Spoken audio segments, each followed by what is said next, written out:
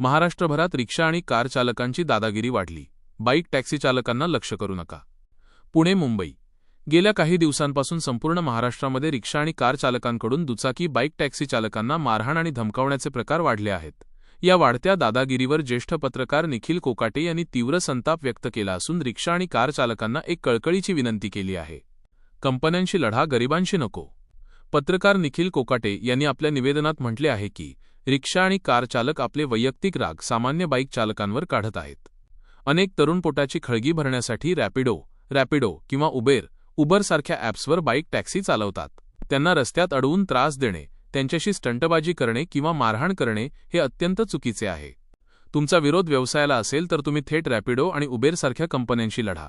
त्यांना त्यांच्या ॲपमधून बाईक टॅक्सीचा पर्याय हटवायला लावा.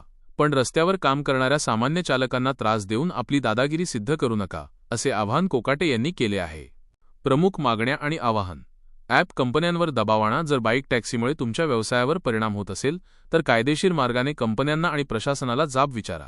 स्टंटबाजी थांबवा. रस्त्यावर रिक्षा किंवा कारने बाईक चालकांना कट मारणे किंवा भीती घालण्याचे प्रकार त्वरित थांबवावेत. सामंजस्याची भूमिका. महागाईच्या काळात प्रत्येकजण कष्ट करून जगत आहे, त्यामुळे एकमेकांचा आदर राखून व्यवसाय करावा. प्रशासनाचे लक्ष वेधण्याचा प्रयत्न. या वाढत्या वादाकडे प्रशासनानेही गांभीर्याने लक्ष देण्याची गरज असल्याचे कोकाटे यांनी नमूद केले. रिक्षा संघटना आणि ॲप आधारित कंपन्यांमधील हा वाद सामान्य नागरिकांच्या सुरक्षिततेसाठी घातक ठरत आहे. जर ही दादागिरी थांबली नाही तर कायदा व सुव्यवस्थेचा प्रश्न निर्माण होऊ शकतो, असा इशाराही या माध्यमातून देण्यात आला आहे.